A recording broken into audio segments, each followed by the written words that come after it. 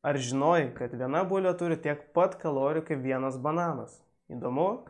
Pasilik su manim. Arba ne.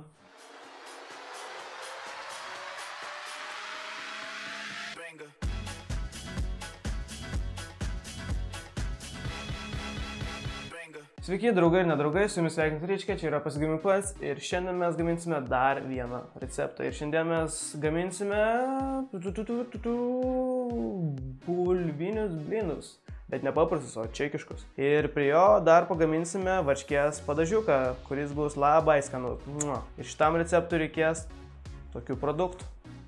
Tai pirmiausia, padažiukui reikės varškės liesos apie 200 gramų, tada grietinės keli šaukštai, žiūrint kokio skistumo norėsit padažiuko, krapų papuošimui ir keletą skiltelių česnako. Bulviniams blynams reikės bulvių, miltų 4 šaukštai, pieno apie 50 ml, truputį druskos, pipiriukų, papuošimui naudosime svogūno laiškus, 1 kiaušinio, kelių skiltelių česnako ir geros nuotaikos.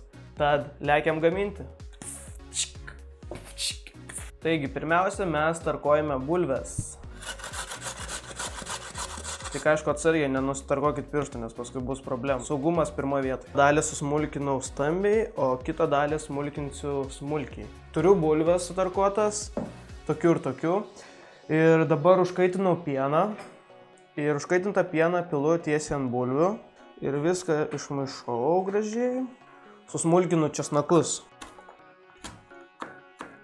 Suberiu česnakus į dubenį. Tada įmušu kiaušinį. Supilu miltus. Truputis druskos. Ir viską gerai išmaišau, kad masė būtų tiršta. Jeigu nesigauna, tai įdeda daugiau miltų. O jeigu per daug tiršta, tada pilate pieną. Įkaitinam keptuvę su aliejumi. Formuojame vienodo dydžio blynukus ir dedame į keptuvę. Kepam, kol gražiai apskrus iš abiejų pusių. Tuo tarpu, kol mūsų blynai kepa, galim pasiruošti varškės padažą, tai pasiemam česnakus ir juos smulkiai supjaustome. Tada dedam česnakus, dėsime grietinės. Priklauso nuo tokio, kokio jūs norit padažo, ar skystesnio, ar tirštesnio. Na, o papuošimui panaudosim krapų, jos smulkiai susipjaustome ir beriame tiesiai į mūsų varškės kremą. O jeigu jums trūksta skonio, tai galite truputį įdėti druskytės ir pipiriukų. Valia, turim česnakinį varškės padažą.